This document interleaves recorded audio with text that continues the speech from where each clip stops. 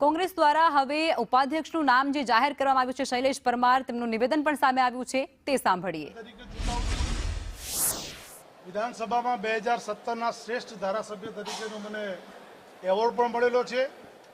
યુવાન છું, એક દલિત સમાજમાંથી આવું છું, એટલે કોંગ્રેસ પાર્ટી મને આદેશ કર્યો છે અને આજે હું ઉપાધ્યક્ષનું ફોર્મ ભરવા જઈ રહ્યો છું.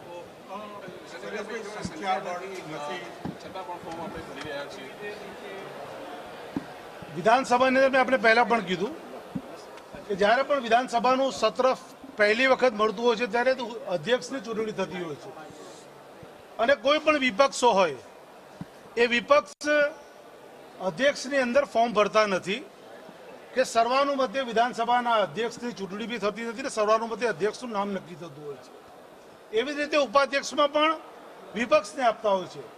તો ભારતીય જનતા પાર્ટીની જ્યારથી સરકાર આવી છે ત્યારથી વિધાનસભાનો ઉપાધ્યક્ષ એ વિપક્ષના કોઈ પણ સભ્યને આપે. અમે એવું નથી કહેતા અમને આપે, વિપક્ષના કોઈ પણ સભ્યને આપે, પણ વિપક્ષના સભ્યને આપતા નથી ને શાસક પક્ષને આપે છે.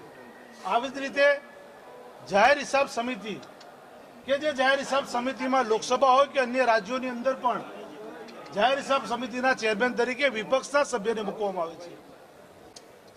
2022થી ભારતીય જનતા પાર્ટીની સરકાર આવ્યા પછી જાહેર હિસાબ સમિતિની અંદર પણ વિપક્ષના સભ્યને ચેરમેન પદ આપતા નથી ને શાસક પક્ષના સભ્યને ચેરમેન પદ આપવામાં આવે છે.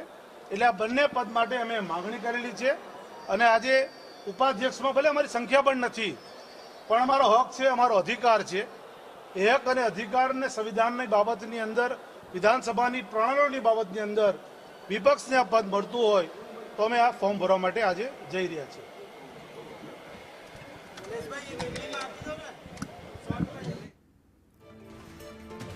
વિધાનસભા ઉપાધ્યક્ષ પદ માટે ચૂંટણી યોજાશે, જેમાં ભારતીય જનતા પાર્ટી દ્વારા પૂર્ણેશ મોદીને ઉતારવામાં આવ્યા છે મેદાને, અને આ તરફ કોંગ્રેસ દ્વારા પણ હવે તેમના ઉમેદવારના નામની જાહેરાત થઈ ચૂકી છે. શૈલેષ પરમારને તેઓ ઉમેદવાર તરીકે આગળ વધારવાના છે અને તેમનું નામ જાહેર થઈ જતાની સાથે જ તેમનું નિવેદન પણ સામે આવ્યું છે. અમે બંને પદ માટે માગણી કરી છે તેવું તેમના દ્વારા કહેવાયું છે.